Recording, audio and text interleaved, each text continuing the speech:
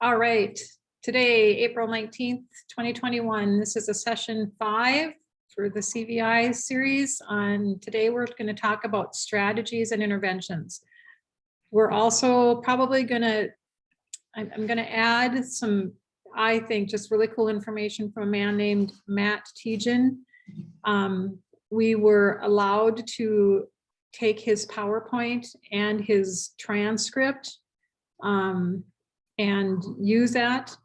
I want to make sure that people know that it's, when we get to that point, that that's not something that I have developed, that it's his work and that he's got it posted on the Perkins School for the Blind.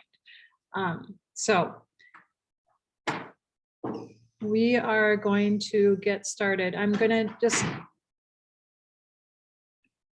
to be switching back and forth a bit between applications, so I don't know how that's going to work, but we'll see. Okay. All right, just to review a little bit, CVI is a brain problem, not an eye problem. We've gone over quite a bit, you know, the specifics of the characteristics, some like a case study, which I know is maybe a little bit not particularly applicable, except I'm hoping that with that case study, at least some of the strategies paired with the behaviors can be helpful. I think that is kind of what we always need to be looking at. So I'm being told I can do this. No, let's see.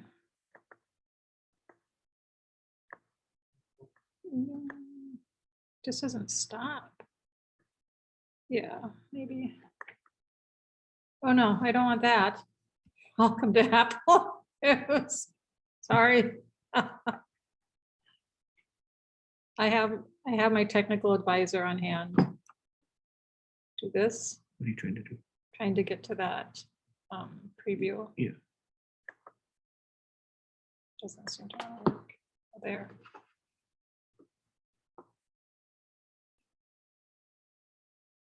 And then just drag it. Here. Here it comes.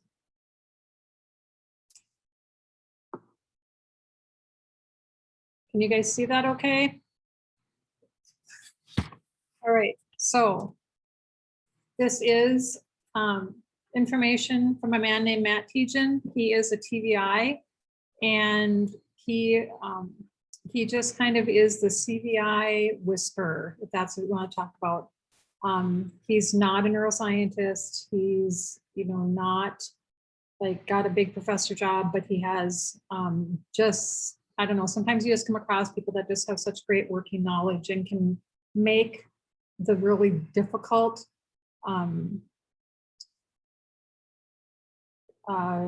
seem kind of simple. So I'm using his transcript as we go through this, and we're not going to go through every single one.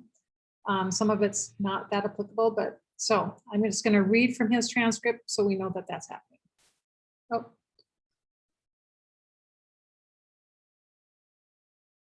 Okay.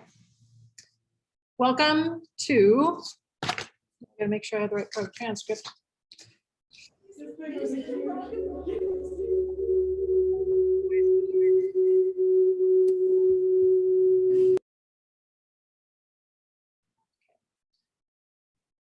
Hello and welcome to What's the Complexities Framework. Go back up. Isn't that working?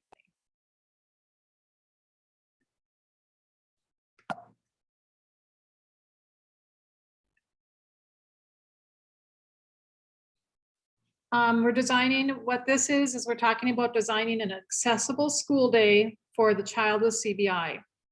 The title of this week's lecture is Constructing Our Visual World. Matt chose this title for 2 reasons. First, we're going to be spending time understanding how the brain constructs the visual world from raw data it receives from the retinas into and second, we're going to be considering the ways in which we construct our own visual world to fall within our own visual abilities. So I'm going to begin with this very important question, okay? what is the color of the dress? Many of you probably recognize this black and blue, or sorry, white and gold, if that's what you see, dress from social media a couple years ago. It ignited a firestorm of debate and controversy, and really because nobody could agree on what color it actually was. Some people saw black and blue, which is what I see, and others saw white and gold. I just want to read a couple of quotes that I have of celebrities on their Twitter feeds that that illustrate how intensely people feel about this. One person said, "I don't understand this odd dress debate, and I feel like it's a trick somehow. I'm confused and scared. P.S. It's obviously black and blue." Another person wrote, "If that's not white and gold, the universe is falling apart. Seriously, what is happening?" But finally, my favorite quote, and it's Matt's favorite quote because it really gets to the heart of why he uses this image so often in his presentations. A third person wrote, "I am getting so mad about the dress because it's an assault on what I believe to be is objective truth." An assault on objective truth.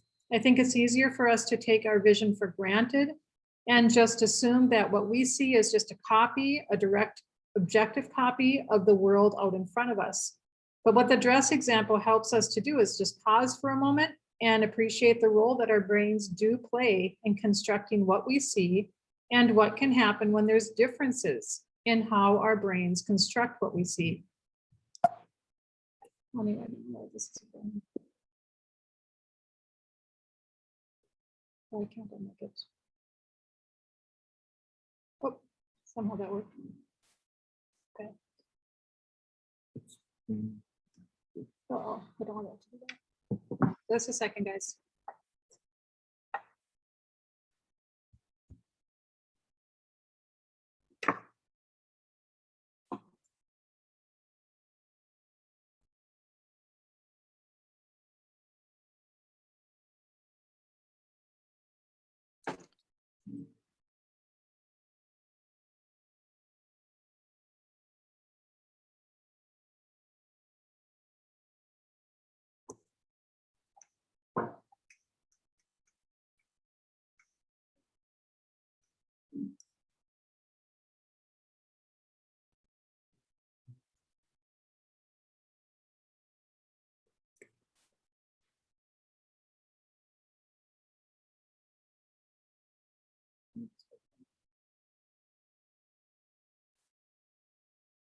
Let's see if this works. I'm not sure.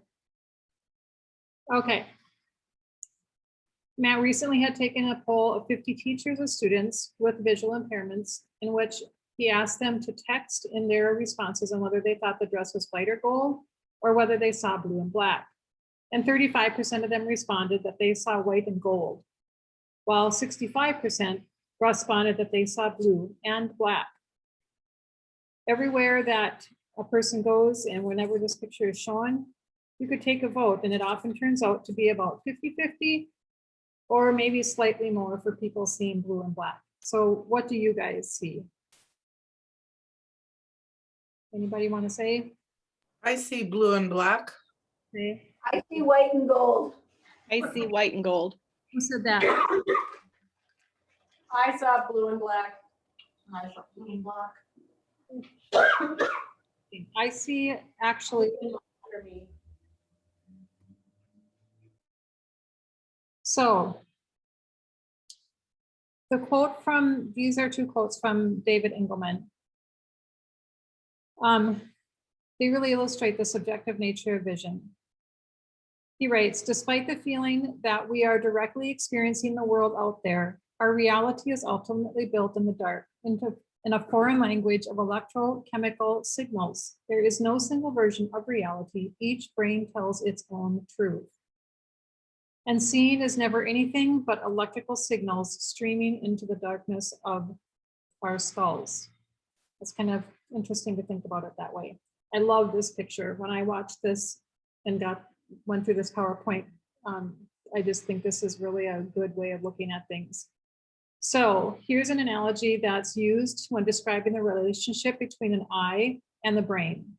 So here we see a picture of an eyeball with an arrow pointing to the brain. And then we see an equal sign with a flash drive and then an arrow pointing to the brain. So if we were to take a flash drive, whether it has videos on it or Word documents or a computer program, if we were to look at the raw data contained in that flash drive, unless we're computer programmers, it wouldn't really make any sense to us, okay? It would look like a bunch of gibberish. But when we plug that flash drive into the computer can construct information that's meaningful to us out of that raw data. And that's how we can think about the relationship between the eye and the brain. The eye is sending our brain raw data in the form of electrical signals from the eyes, and it's our brain's job to take that raw data, which in and of itself is probably pretty meaningless, and convert it into something meaningful. So how does our brain do this? It takes that raw data from our eyes and converts it into something meaningful. Well, the scientists, vision scientists at MIT have been studying how the brain learns to see. And they've given us a series of images that can help us understand what that process is like, what it looks like from the raw data that our brains receive to the final product, and then that final image that we see. Starting from the picture right here, this is from Project Prakash, and that's something you can look up. It's a man that's developed a program to help the visually impaired in India, but it's grown hugely. We see a colorful image here of two girls dancing with a bagpiper in the background, okay? And it takes less than a second for us to look at this picture and get a rich visual image from it. But what does it start off as in the brain? What is our primary visual cortex getting from our eyes that it has to work with? Well, the scientists at the Project Prakash show us the picture on the left that you see in this slide to help us imagine what the raw data might look like by the time the primary visual cortex gets it. And then we see that basically it looks like a kind of meaningless jumble of fragments, little fragments of information that really don't make sense. And it's in black and white because color, as we know, is a construction of the visual brain.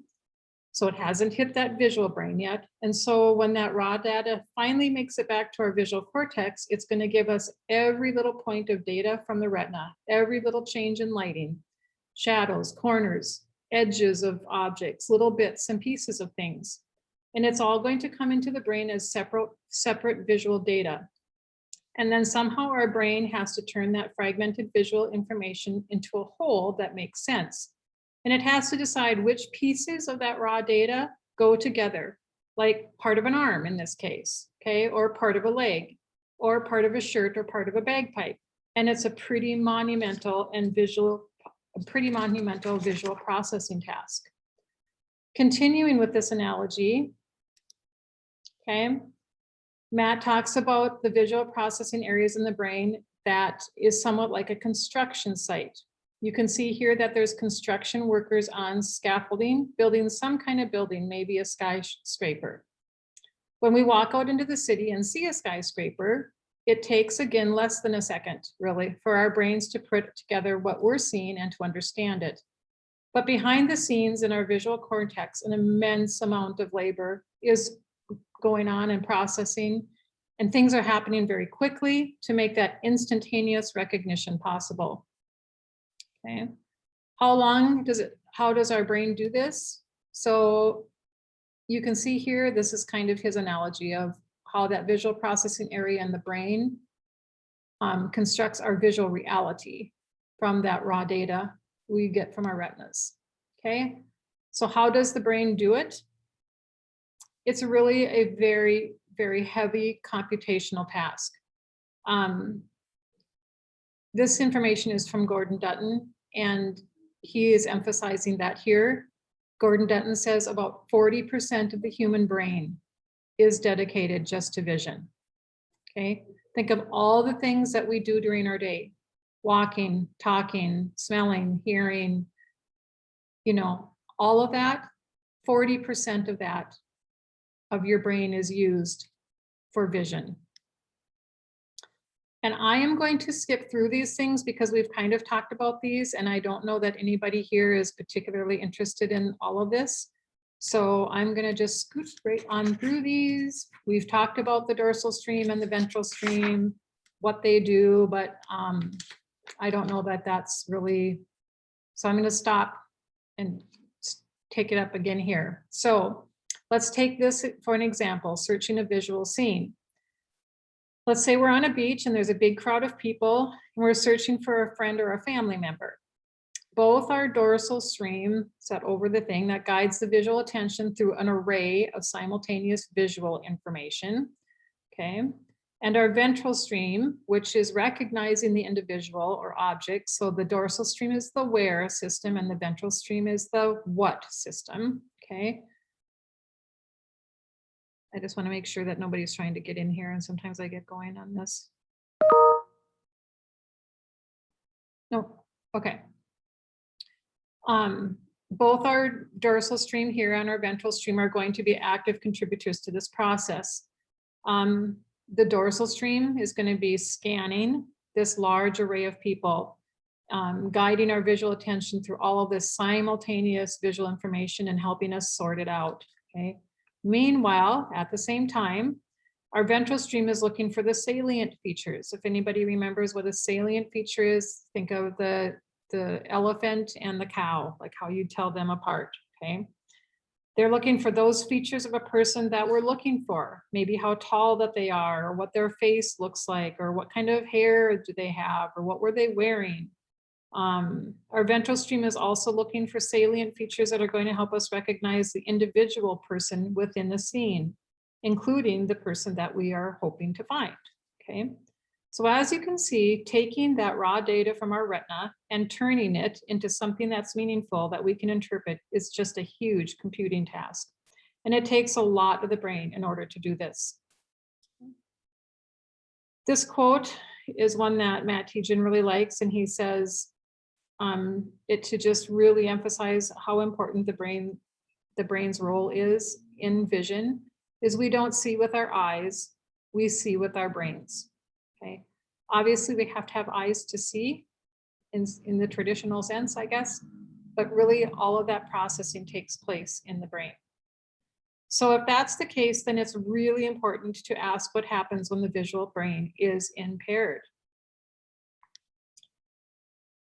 So while what he's teaching here primarily concerns children with CVI, it's also sometimes really helpful to and instructive to look at examples of adults who have acquired CVI and at least have some isolated elements of CVI, because they're just maybe more able to articulate what they're seeing and talk about the differences of what they used to see compared to what they see now. So here's an example from a man named Oliver Sacks. And it's a book that we've been recommended several times, and I can tell you it's called The Mind's Eye. If anybody wants to write that down, it's called The Mind's Eye by Oliver Sacks, S-A-C-H-S, okay? Here's a man who survived carbon monoxide poisoning, and he could no longer see objects. He could see colors, he could discriminate motions and edges, but he couldn't put them together to experience the forms of the objects. He was unable to select his family members from a group until they spoke, and he was unable to identify family members from photographs. So that's what a flower used to look like for him, and that's what it became looking like for him. He just could not put things together, okay? Another story from the same book, okay? There was a German man born blind in the 1700s, and he had surgery to restore his vision when he was 14 years old. When he first began to see, he couldn't tell the dog and the cat apart visually unless he felt them. It took him months before he could recognize that pictures actually represented three-dimensional objects. His brain just hadn't learned what to do with that information yet. And here's another example. Canadian novelist Howard Ingle awoke one morning and opened his front door to get the newspaper. He could see the paper and the letters just fine, like he could every other day, okay? There was no problem with his visual acuity, but he was astonished to find that he could no longer read the writing. The English letters looked like acrylic to him one moment and Korean the next. It turns out that Mr. Engel's eyes were fine, but he had suffered a stroke in his visual cortex, okay? And the final story is about a man who has sustained a shrapnel injury bilaterally, that means on both sides, through his parietal lobe. So we're talking about that dorsal stream, that where vision, and this was back in World War I. And this is really when, during wartime is really when work on brain injury and cerebral or cortical vision impairment really had its beginnings, because, you know, soldiers would sustain a lot of head injuries, and there was a lot of data and subjects to study on that. So despite normal acuity, this man had tremendous difficulty using his vision to guide his reach. He could no longer read consecutive words in a sentence. So this man was having difficulty with the complexity of array and difficulty with visually guided reach. So those are some stories that are very interesting and informative from adults who've acquired more isolated brain-based visual impairments later in life. And of course, in our class, our focus usually is on children and who have more global CVI. And that's just defined as vision impairment caused by damage to the visual pathway, the visual cortex, or both. Okay. Oops. And that's his definition. Okay.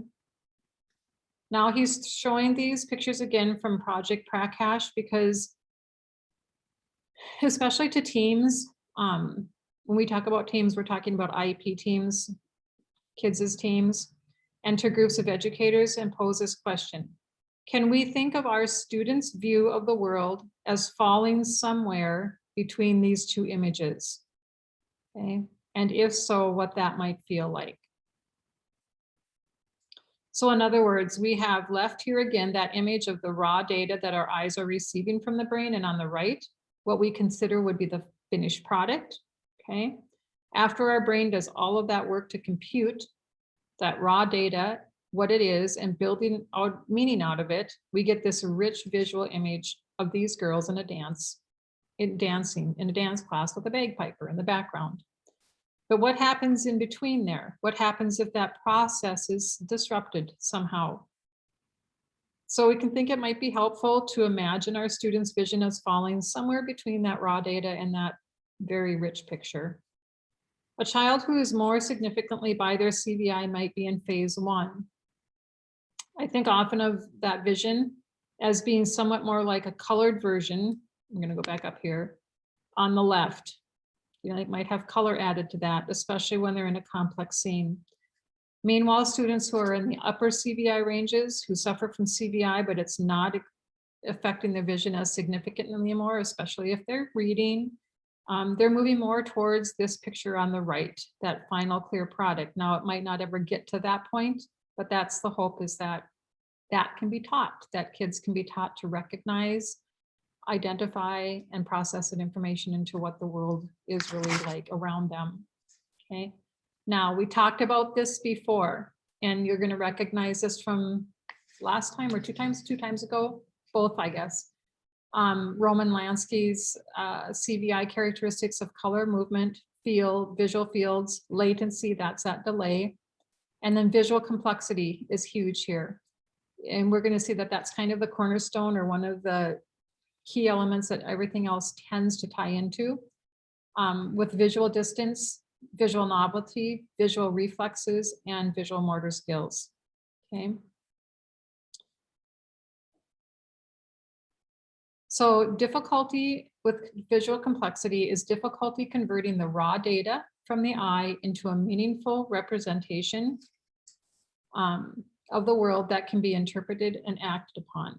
So in other words, difficulty turning that image that we saw on the left up there, that raw data here, into the more completed, finished version of the image that we see on our right.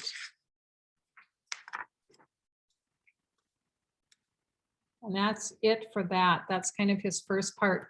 I wanted to give you guys a taste of that just because he has more videos, webinars type of things on the Perkins website that, and I think I've given you guys that a couple times. It's eperkinslearning.org, or you can just Google Perkins School for the Blind. And then when you get into the resources part of it, that is going to be something that you can research on your own if you'd like to. So, how do I get this back down? I just drag it. Hmm? Let's go back to one. Like this.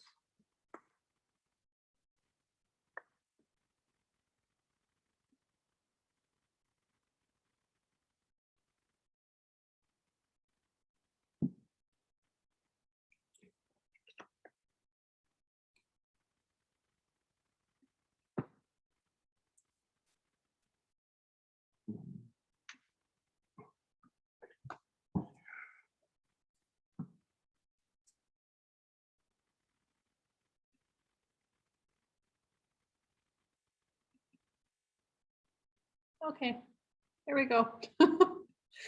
You guys can chuckle along with me a little bit on this because that's what I said. I'm not very good at that. So I'm really glad that Lonnie is helping me out with the technical part of this.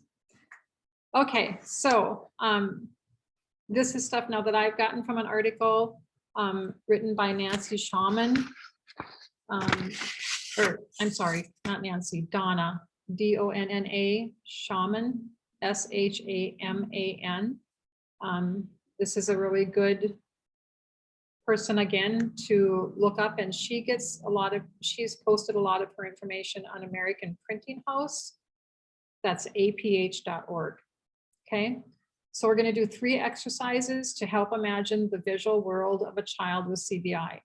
First, imagine that you're looking at a blackboard full of complicated math equations, much higher than your normal understanding your level of math.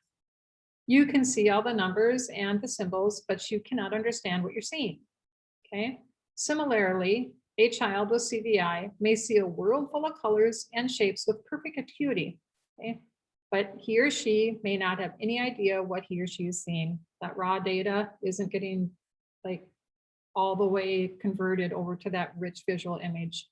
The child may not be able to make meaning from the visual images and may not know that the colors and shapes are a car, a hat, his or her mother. Okay. Secondly, imagine that you are in a sports stadium.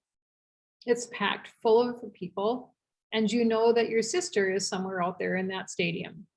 You visually search, but you cannot see her among the thousands of faces. You can see the thousands of faces, but that visual environment is just too complex for you to locate a specific person. However, if the stadium is suddenly darkened and a bright light is shown behind your sister, you may be able to readily spot her.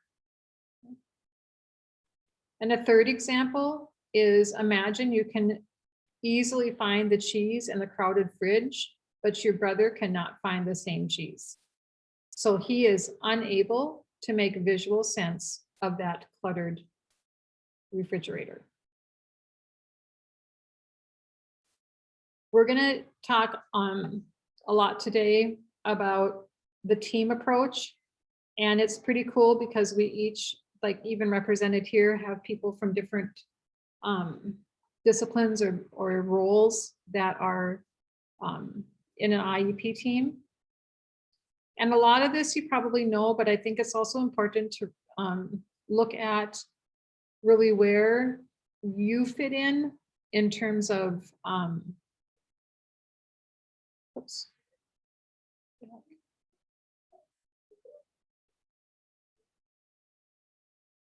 Where you fit in that team, in the role, because collaboration, it makes it all work. Okay.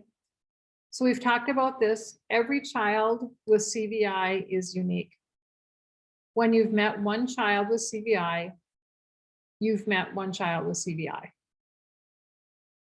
sometimes we hear something like, when you meet this, or when you see this kind of thing, you've seen them all. That's the exact opposite of what it is with CVI. And why is that, do you suppose? Because every brain is different, okay? We each see things just a little bit differently. I know today in the classroom, I was working with a student, and the classroom teacher was wanting the student to do something on the iPad and use a certain shade of, well, she was calling it like a teal blue, and I was thinking it looked a little bit more green. And it just made me kind of smile at that point, like, you know, my brain and her brain are just a little bit different. We're just not seeing things quite the same way. Oops, let's do that again. So a team collaboration is absolutely key. In the team, we have parents, we have the classroom teacher, the special education teacher, the vision teacher, the TVI, the occupational therapist, otherwise known as the OT, the speech pathologist or the SLP, orientation and mobility specialists, O&M, physical therapists, paraprofessionals, school psychologist, CVI expert. Of course, we know that there can be more than, you know, this too. We can have principals, right, in there. We can have our social workers working in there. We can have others, you know, the other students now aren't necessarily part of the team, but they certainly affect the child, okay? So you can think of people that, you know, are also on the team that, and it depends on if the child is in high school, if they're in preschool, or if they're somewhere in between. So we're just going to go over a little bit about the team roles and areas of expertise, and then how these apply to a child with CVI and what that means in terms of strategies that get implemented, okay? So let's think first about parents. Parents know their child best, okay? The parents are the real experts of their child.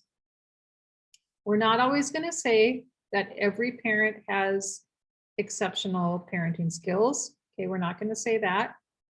We're not going to say that every student all the time has his or her child's best interest at heart. That's not what we're saying, but generally speaking, we need to look to the parents to have the information about that child, okay? They have been the ones that have given birth to that child or have adopted that child at a young age or even older age, and they're with them every day.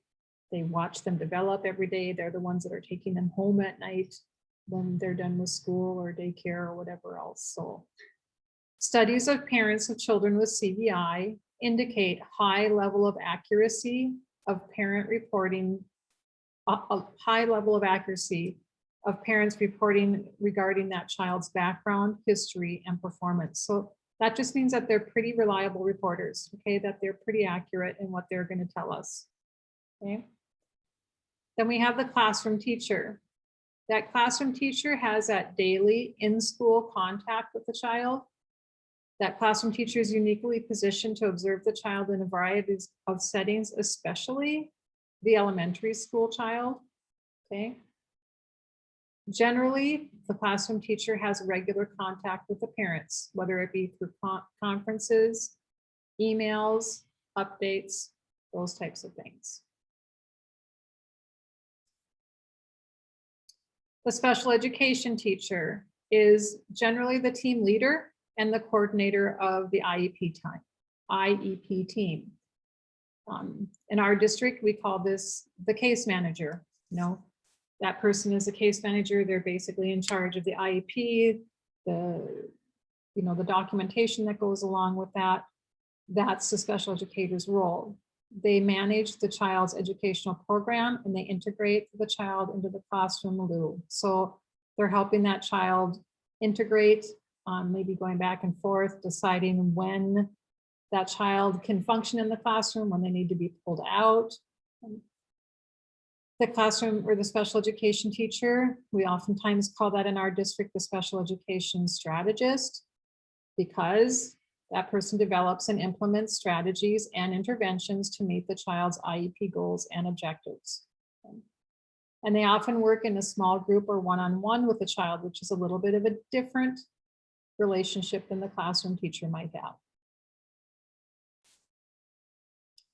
Then we have the vision teacher. I gotta just take a little bit of a moment here, and I'm excited that one of our group here, Sadie Klingenberg, who's a para at Oaks, has applied and been accepted into the TVI master's program up at UND. So we have another TVI in the horizon coming in, and additionally, as exciting, is Megan Quant, and also from Oaks and in the preschool, has applied and been accepted into the, I think, the early childhood education master's program. And along with that, she's going to be able to take quite a few vision classes. So I'm super excited to have people learning more about vision. And I think it's just going to be so helpful the more we help each other, educate each other. So the visions teacher's role is that person's supposed to have expertise regarding vision, acuity, ocular motor function, and field vision. Okay. You want to know the effects of the visual impairment on a child's development. That's really important. You know, if a child has been blind or has had visual impairments from an early age, that changes their learning experience. That changes how they've been able to learn. That changes what they have had access to. Okay, so there's going to be effects then also on development, on performance, and classroom learning. Now, that doesn't mean that they're less intelligent by any means. They just learn differently. And then teach strategies for the visually impaired children.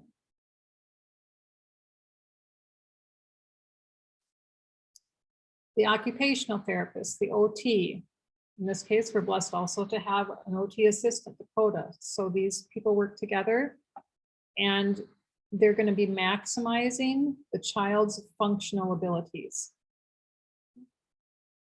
modifying environments, and introducing adaptive equipment to maximize performance. Develop activities to promote school participation and well-being, and to implement activities to address visual perceptual movement, position, and sensory systems.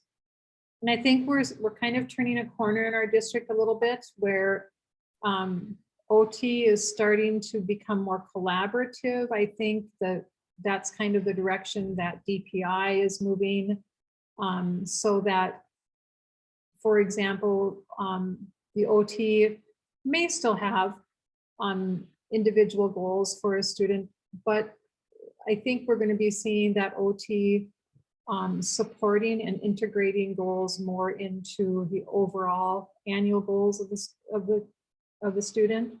And so if you have a classroom teacher, or let's say the special ed teacher who's coming up with an annual goal or something, IEP goal, that instead of there being separate goals for OT, other disciplines, that those are going to be incorporated so that it's more of a collaborative effort, rather than just these separate things, and then they don't always kind of mix together. And here they're going to be coming together and hopefully integrating all of those things to help that child have more success and to see more progress, skill building. Our speech language pathologists, SLPs, they interpret the child's understanding, communicative intent, and abilities. Okay. They're also going to help with developing language skills to increase academics and social participation.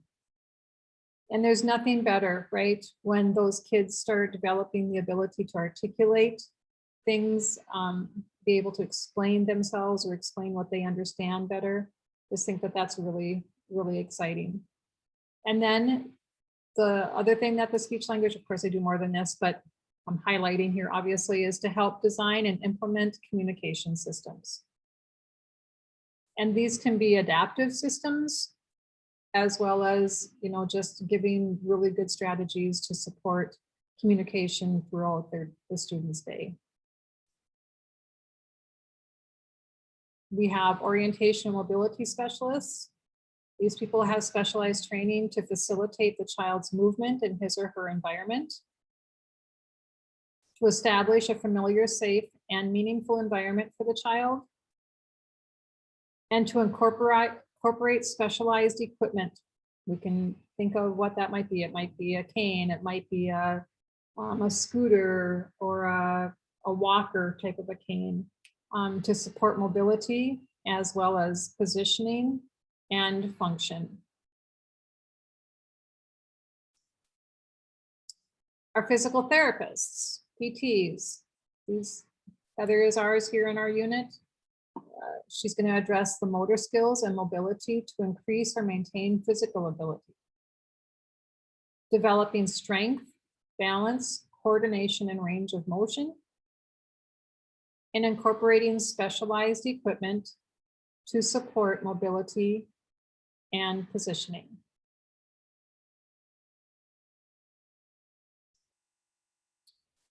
We have I think one of the key cogs in our system is the paraprofessional, okay? These individuals often work most one-on-one with students, and they can often just be a wealth of information and offer ideas of successful strategies, things that do work and don't work with the child, okay? They can help implement those programs that are established or that have been developed, and maintain data established by the team. I think sometimes maybe we don't in the special education unit, but I think maybe overall system-wide, underestimate the value of our paras. So these folks give us just very important information and work with the child. We're blessed in our district well to have a school psychologist. This person can observe the child also in a variety of settings. The school psychologist has specialized training and knowledge of behaviors and their causes. They're experts in evaluation and assessment of the child's emotional, social, and behavioral health. And the school psychologist can provide team strategies to help the child manage behaviors. There's a lot more that they do besides this, but this is kind of in regards to our CVI kids. And then we have, which is a little bit different than the TVI, you notice that the teacher of the visually impaired does a lot with ocular or eye issues. The CVI person is going to be kind of an offshoot or almost a specialized branch of that, like the O&M person, the orientation and mobility person. And this is a professional with experience or expertise working with students with CVI and takes specialized training regarding CVI. And hopefully, if he or she is doing their job, is helping to educate people and come up with strategies for CVI. Okay, I'm going to jump to this part because I think that this is something that we've talked about assessments, and we've talked a lot about Dr. Roman's 10 characteristics. And somebody had asked me about the Teach CVI is another one of the assessments, and then Gordon Dutton's 51 screening questions. Well, this is from Gordon Dutton's screening tool that has 51 questions on it. And interestingly enough, they've researched with this, and they've kind of discerned that there's 5 questions that really are predictive of CVI. So if your child has difficulty walking downstairs, that's a big deal. Okay, that talks about that lower vision field, depth perception, field vision, those things that are going on, and complexity with the stairs. Okay. That's not question number 2. I'm just taking this right off of the questionnaire. Does your child have difficulty seeing things which are moving quickly, such as small animals? If something's darting in and out, do they kind of miss that? Now, sometimes they'll notice the movement, right? But can they keep up with the movement? Can they continue to see that and identify what that is recognize what that is. And then, as we get into CVI, right, we're going to talk about coming from the identification into knowing what the functional aspect of that is, and then being able to implement that or integrate that into whatever environment the child is. So that kind of 3 phases of the CVI. Question 19, does your child have difficulty seeing something which is pointed out in the distance? Now, remember, this is different than acuity. When we just saw that preview show of Matt Tietjun's, and he had that visual scene of the beach, okay? That's what they're talking about here. Not if things are blurry necessarily, but looking at a scene and being able to pick something out, okay? Again, that goes back to complexity, and it goes back to that the ventral stream and the dorsal stream working together to figure out the where things are at, and then the what, being able to identify the salient features and distinguish what something is. All right, question 24. Does your child have difficulty locating an item of clothing in a pile of clothes? Anybody want to venture a guess what this would be indicative? What would this signal that they're having problems with what? Anybody want to venture a guess?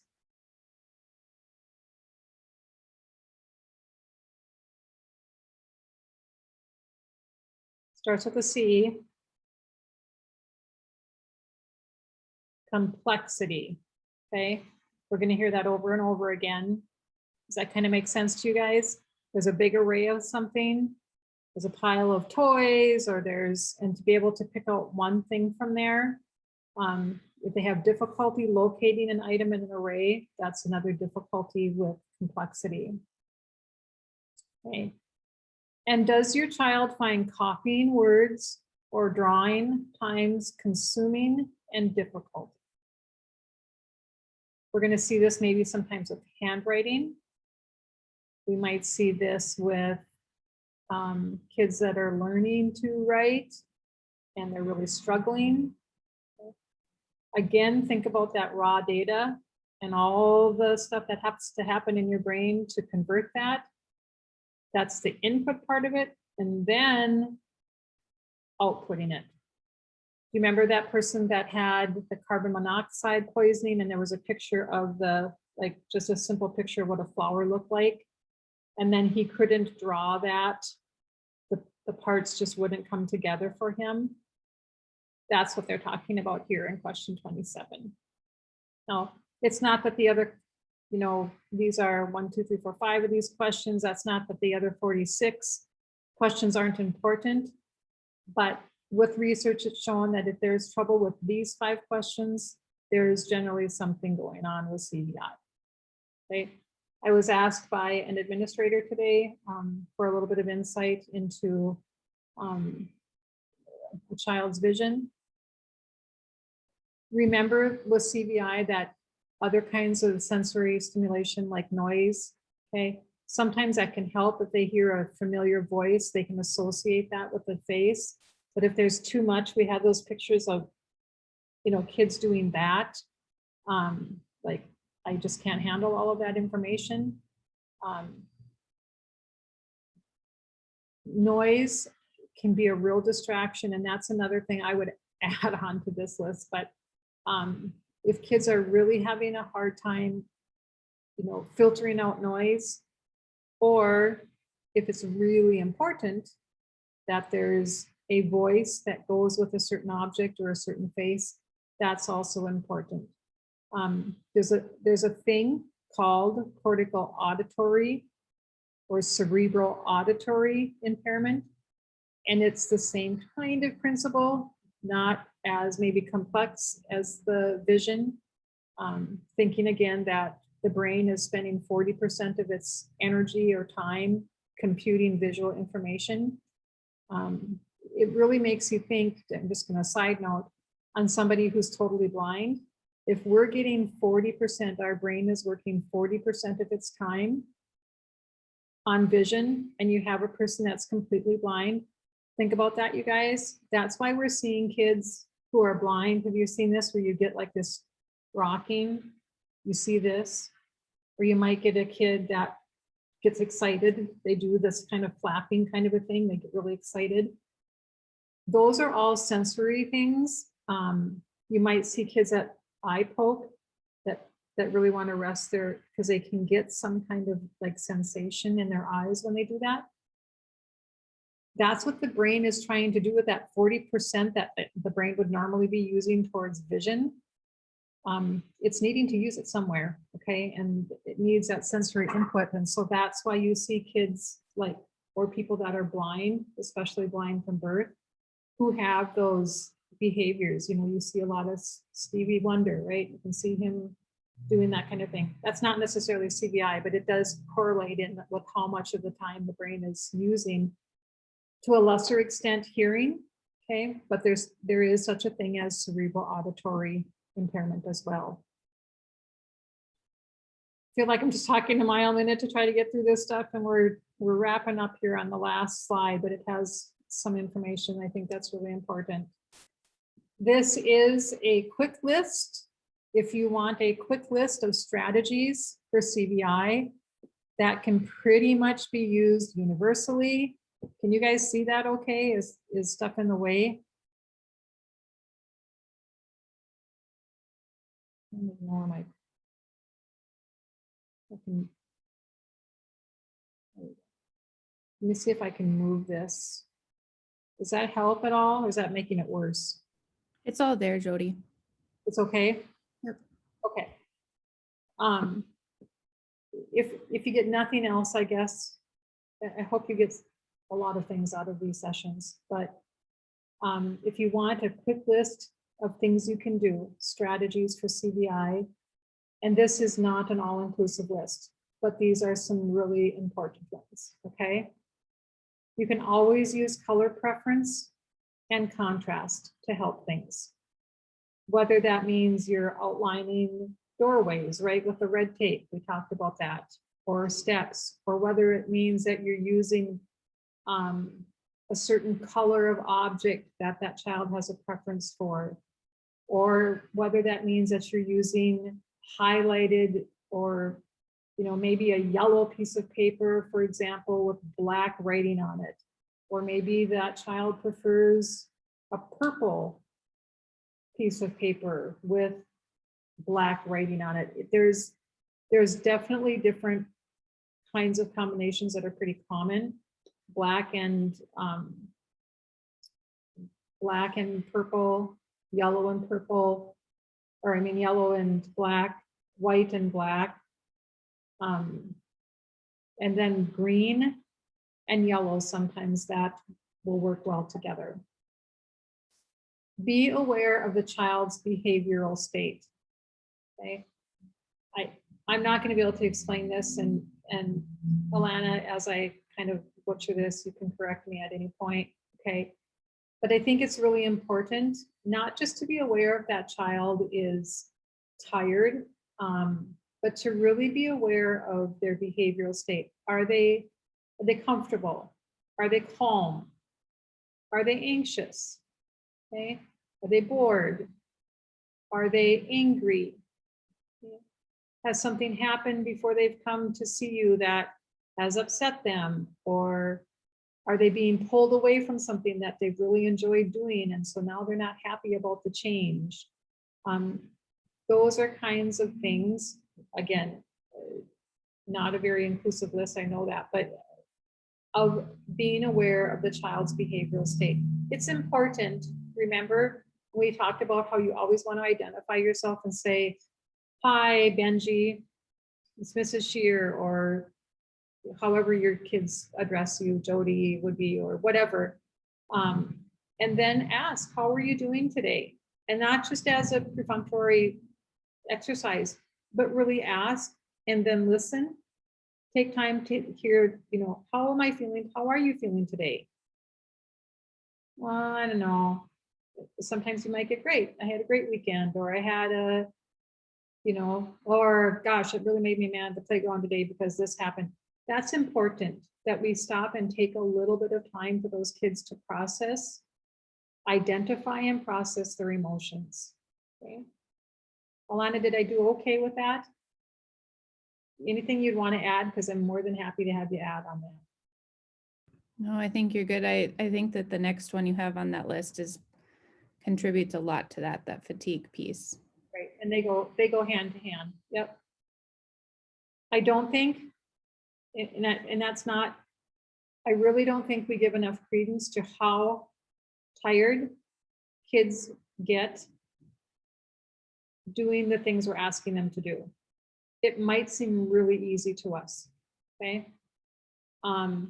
It's really important to be aware of fatigue, to try to do things to reduce the fatigue and to take breaks. And it might be like you're doing a math problem and you know what, maybe you decide to go back and do math problems for a little bit that they've done before so that they gain some success or gain some comfortable familiarity with something. Oh yeah, I can do that, before you push and push and push. And I think we do a lot of that in our school systems as we want our kids to learn, right? And so we're pushing them a lot. And just as I think all of us can maybe agree, like with the pandemic, there's a certain level of just exhaustion that goes along with that because we're always having to combat, different kinds of inputs. That's what these kids are dealing with all the time. Pandemic has just amplified that, but it's really important to notice the fatigue and then to give that kiddo breaks. Doesn't have to be a 15-minute break. It doesn't have to be a nap. Not saying that, but even to glance away for a little bit, or even to get up and stretch for a little bit, or to, just take a few seconds or a moment or a minute to kind of, give themselves time to regroup and to be, for the adults to really be aware of that. Simplicity always is going to trump over complexity. Okay, I cannot stress this enough. Okay, clutter and complexity in the environment is a huge distraction for kids with CVI. It just blows them away. So it might seem boring to you. It might seem boring to an elementary teacher who doesn't have the whole alphabet and every color of the rainbow, in every moment of that kid's day. That's okay. Kids need calm. These CVI kids need calm, and they need to have things, even if it means that you take one math problem and just put that on one sheet of paper by itself, that's okay. Simplicity always over complexity. Realistic is going to always be easier more than abstract, and especially when it comes to pictures. Okay, 3-dimensional is always going to be more relevant, more easy than 2-dimensional. And then we're going to go to relevancy. For example, you can look at a picture of like this is just an example I used. You can have a hairbrush actually there, or you can use a picture of an actual hairbrush rather than a cartoon or some kind of drawn out picture. It might look like a hairbrush to the illustrator who did it. The CVI kid may have a totally different concept of what that image is. Provide multiple opportunities to see and to learn. And for the people that are with that kiddo, employing patience. This goes with the complexity again, kind of, but to place objects on a black background, that really does seem to help. To use high contrast. Okay.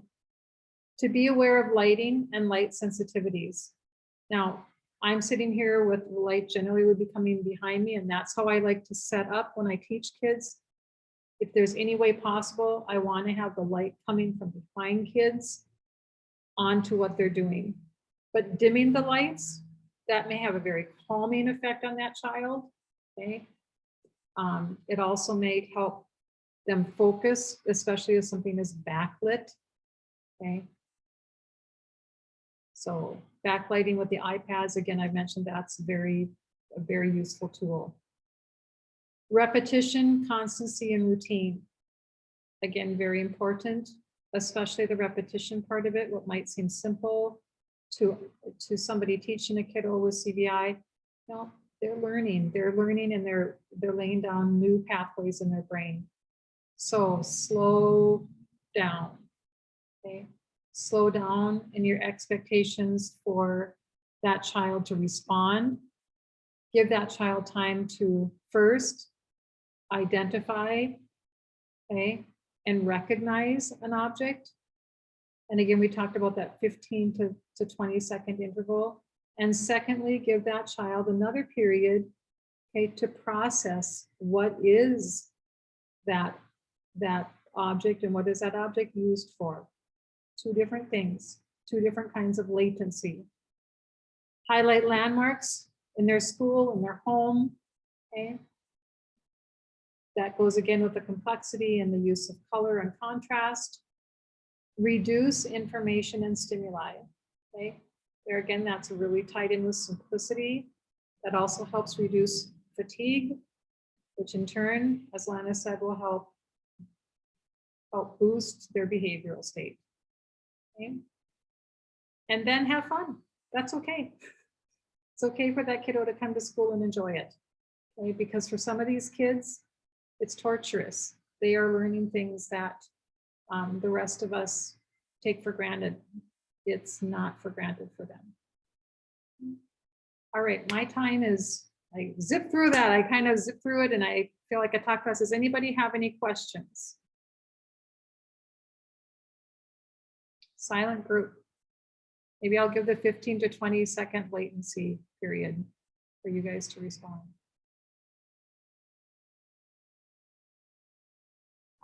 If you do have questions, you can certainly always email me, text me, whatever.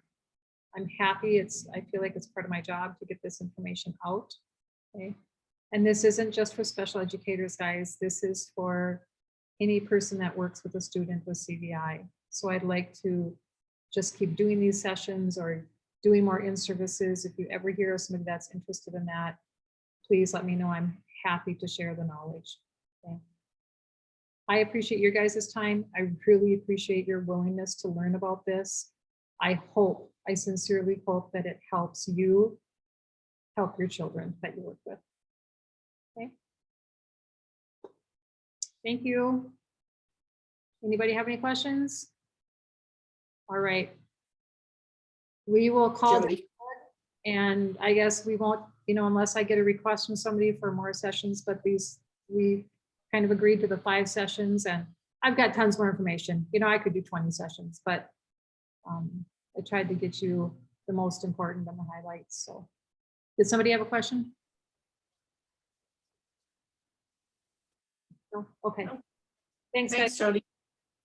Keep up the good work, everyone.